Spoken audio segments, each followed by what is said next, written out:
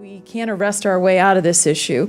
We have to look at it from the VA health end. We've got to look at it from what can we bring to bear in the community so that we're all working together on this. The biggest behavioral health problem facing the armed forces, bar none, is alcohol abuse.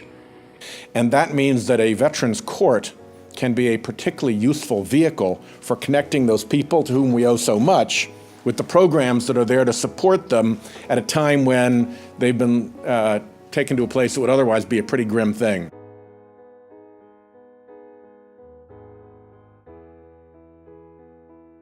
My bottom line message today is if we continue to criminalize drug addiction, we're not treating it. It was a difficult time for my wife and for me. And what I learned was that the pain that you feel when you have a loved one who has addiction challenges and kind of spirals out of control is something that is shared with a whole lot of people. We talk about this as a moral failing. We've been programmed by our society to talk about this as a moral failing. And as long as we continue to do that, we're going to continue to treat this differently than other diseases. We look at Jessica, you have to believe in miracles. And just because a miracle happens to her doesn't mean all the miracles are used up.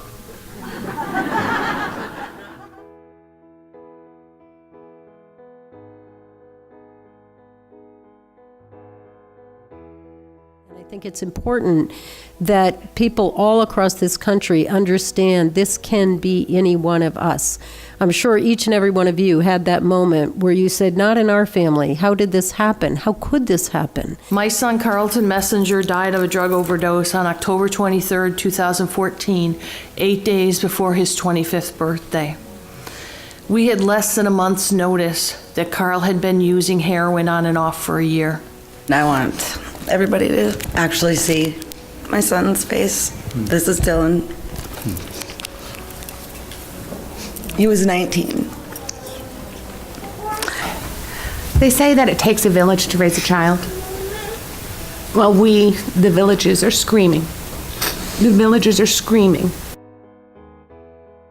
Today we are here at the Cara Family Day, and behind me are 129 families who have lost a loved one to addiction. Most are moms and dads who've lost a child to an overdose. It doesn't matter from where you live in America, it can touch you.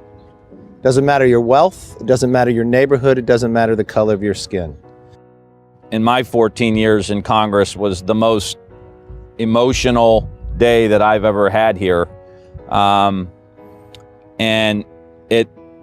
the inspiration from the families is something that is just incredible. The resiliency, the grit, the determination that these families have. About 4 weeks ago, 700 hours ago, we lost my 20-year-old son, Emmett Scannell, to a heroin overdose.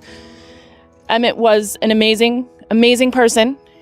He was a sophomore in college on a full academic scholarship. We never would have thought that heroin would come into his life and steal him from us. We need your help to make sure that the 129 families here, which represents the daily deaths in our nation, does not continue. Rather than shame that has kept many of our children and families from receiving help, I want to introduce you now to the courageous Americans.